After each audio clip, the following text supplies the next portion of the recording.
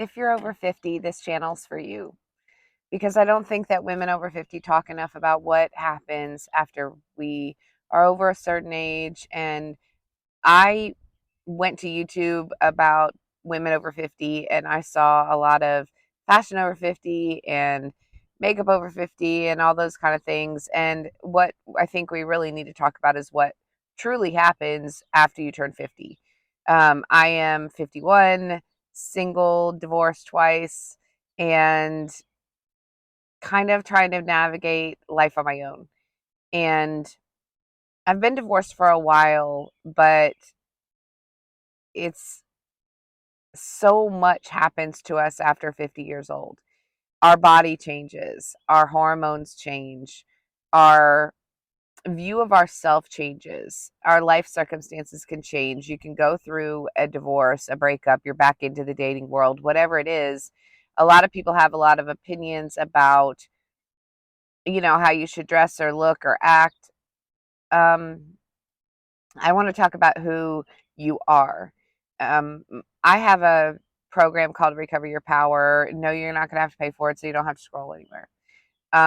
But my program I started developing when my kids left home and went away to college, and I was kind of left on my own to figure out who I was now that I wasn't a mom. And that was a really tough place to be in.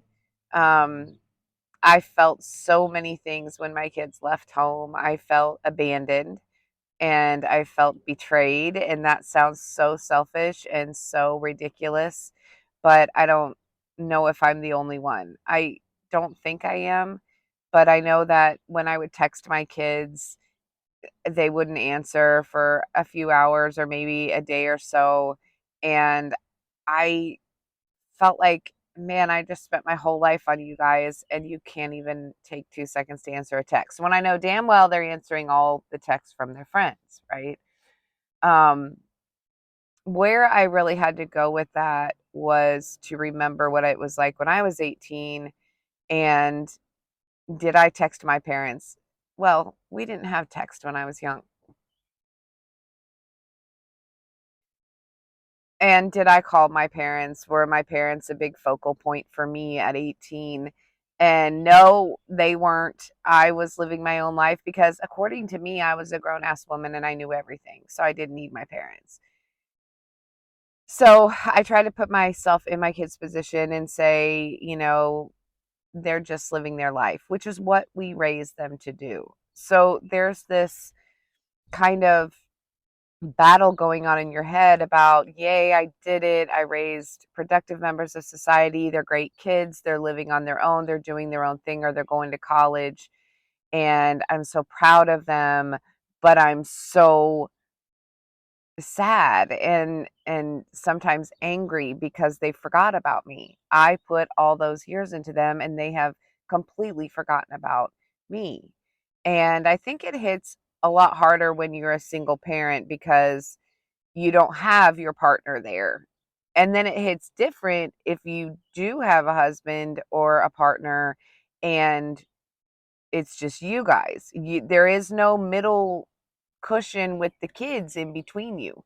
So now how do you navigate through that? Um, I will tell you that putting myself in my kids' shoes, remembering when I was 18 years old and what I was thinking and feeling helped me a lot to get through it. The place I felt really lost was, now what? Now what do I do? What do I do about me? Who am I now that my role as mom has significantly depleted?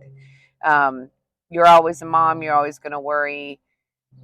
Worry. That's a whole other thing. Is like when you don't know your kids are safe, when you're not in control of their every move and you can't tell them not to make stupid decisions. You can just sit, hope, and pray that they listen to the lessons you taught them and that they do the right thing and that they stay safe.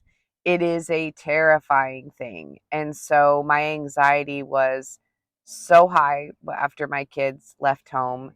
And that was a whole other thing. Um, I don't think I'm alone in this. You might be feeling these same things. And then on top of all that, you feel guilty for feeling that way, which You shouldn't feel guilty for it. It is natural, it is normal, but it's not your normal. So now, what is normal for you? What do you do on a daily basis? I remember leaving the house and I didn't have anybody to go back home to. Like, I didn't have to worry about whether I was home at a certain time to get somebody to practice, or whether I was, needed to go pick up the kids. They were doing their own thing and it was just me. So I started developing a plan and a program. I guess it turned into a program, but it's the Recover Your Power program, which I have used multiple times, and I will talk about that multiple times as we discuss different things um, about being over 50 that affect us as women. And I needed to figure out who I was. I needed to get, I don't know, some semblance of who I was when my label wasn't mom anymore full time.